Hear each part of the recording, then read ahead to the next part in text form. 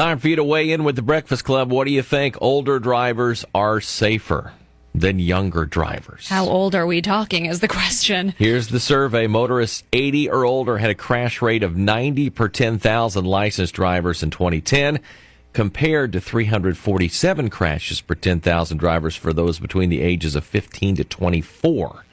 Those figures compiled by the Florida Department of Highway Safety and Motor Vehicle show. So what do you think? Older drivers safer or not?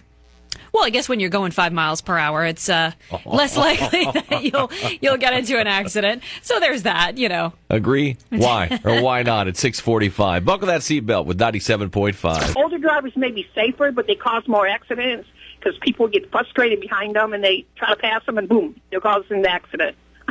So technically it's not the older driver, it's the person behind him. Right, that's true. Appreciate your call. Hey, 97 Ketry, what do you think? I would definitely have to disagree with that one. And why? Before my grandmother passed away, we had, I believe it was her 90th birthday, and she lived there in Arbondale. And some Arbondale officers showed up, and they said when they saw her coming up the road, they knew just to get out of the way.